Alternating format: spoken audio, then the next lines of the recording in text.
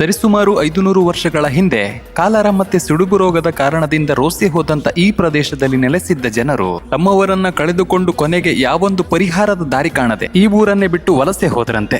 ಅಂದಿನ ಕಾಲಕ್ಕೆ ಈ ವಲಸೆ ಪ್ರವೃತ್ತಿ ಶುರುವಾದ ನಂತರ ಒಂದಷ್ಟು ವರ್ಷಗಳವರೆಗೂ ಈ ದೇವಸ್ಥಾನದಲ್ಲಿ ಪೂಜಾ ಪುನಸ್ಕಾರಗಳು ಸ್ಥಗಿತವಾಯ್ತಂತೆ.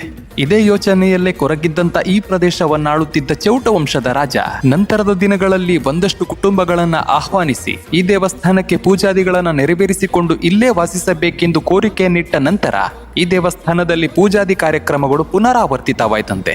ಅಗಸ್ತ್ಯ ಮಹರ್ಷಿಗಳು ನರಸಿಂಹಸ್ವಾಮಿಯನ್ನ ಇಲ್ಲಿ ಪ್ರತಿಷ್ಠಾಪಿಸಿದರೆನ್ನುವಂತಹ ಸ್ಥಳ ಪುರಾಣದ ಕತೆ ಹೊಂದಿರುವಂತಹ ಈ ದೇವಸ್ಥಾನ ಇರೋದಾದ್ರೂ ಎಲ್ಲಿ ಎನ್ನುವಂತಹ ಪ್ರಶ್ನೆಗೆ ಉತ್ತರ ಉಡುಪಿ ಜಿಲ್ಲೆ ಕುಂದಾಪುರ ತಾಲೂಕಿನ ರಟ್ಟಾಡಿ ಗ್ರಾಮದ ಶ್ರೀ ಯೋಗಾರೂಢ ನರಸಿಂಹಸ್ವಾಮಿ ದೇವಸ್ಥಾನ, ಶ್ರೀ ಕ್ಷೇತ್ರ ನರಸೀಪುರ.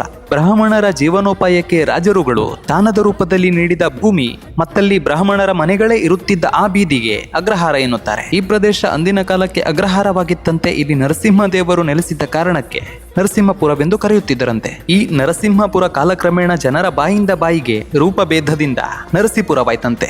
ಇದು ಈ ಊರಿನ ಹೆಸರಿನ ಇತಿಹಾಸವಾದರೆ 12ನೇ ಶತಮಾನದಿಂದ 18ನೇ ಶತಮಾನದವರೆಗೂ ಕರಾವಳಿ ಕರ್ನಾಟಕದ ತುಳುನಾಡಿನ ಭಾಗಗಳನ್ನಾಳಿದ ಜೈನ ಬಂಟ ಮೂಲದ ಪ್ರಮುಖ ರಾಜವಂಶವೆಂದರೆ ಚೌಟ ರಾಜವಂಶ. ಈ ಚೌಟ ವಂಶದ ಅರಸರು ನಿರ್ಮಿಸಿದ್ದ ದೇವಸ್ಥಾನ ಇದೆನ್ನುವುದು ಇಲ್ಲಿನ ಇತಿಹಾಸ. ಆದರೆ ಈ ಬಗ್ಗೆ ಇದೇ ದಾಖಲೆಗಳೆನ್ನುವಂತಹ ಯಾವುದೇ ಶಿಲಾಶಾಸನಗಳು ಸುತ್ತೆಲ್ಲೂ ಕಾಣಸಿಗದ ಪ್ರಶ್ನೆಗೆ ನಾನೆಂದಿಗೂ ಬೆಳಕಿನ ಬೆರಗುಗಣ್ಣಿಗೆ ಸಿಗಲಾರೆನೆಂದು ಭೂಮಿಯ ಅಂತರಾಳದಲ್ಲಿ ಹುದುಗಿದ್ದಿರಬಹುದೆನ್ನುವುದು ನನ್ನ ಉತ್ತರ.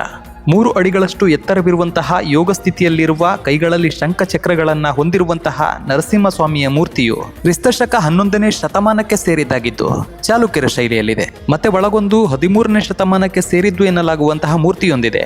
ಬಲಕೈಯಲ್ಲಿ ಚಕ್ರವನ್ನ ಧರಿಸಿ ಎಡಗೈಯನ್ನು ತೊಡೆಯ ಮೇಲೆ ಇರಿಸಿಕೊಂಡಂತಹ ಕಂಚಿನಿಂದ ಮಾಡಲ್ಪಟ್ಟಂತ ಉತ್ಸವ ಮೂರ್ತಿ. ಇದು ಮಹತ್ವಪೂರ್ಣವಾದದ್ದು. ಮೂಲದಲ್ಲಿ ಹುಲ್ಲಿನ ಛಾವಣಿಯಿಂದ ಅಲಂಕೃತಗೊಂಡ ಈ ದೇವಸ್ಥಾನ ಆ ಕಾಲಕ್ಕೆ ವಿಜೃಂಭಣೆಯ ಆಚರಣೆಯೊಂದಿಗೆ ವೈಭವವಾಗಿ ಮೆರೆದಿತ್ತಂತೆ.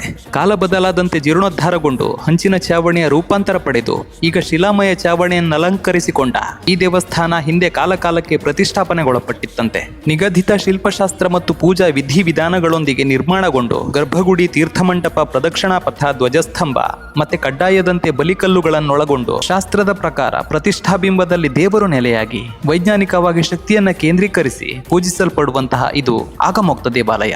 ವಿಮಲಾ ನದಿಯ ದಂಡೆಯ ಮೇಲೆ ಸಾಕಷ್ಟು ಎತ್ತರವಾದ ಪರಿಸರದಲ್ಲಿ ನಿರ್ಮಾಣವಾಗಿರುವಂತಹ ಈ ದೇವಾಲಯ ಭಕ್ತರು ಬೇಡಿಕೊಂಡ ಇಷ್ಟಾರ್ಥಗಳನ್ನ ನೆರವೇರಿಸುವಂತಹ ಕಾರಣಿಕ ಕ್ಷೇತ್ರ.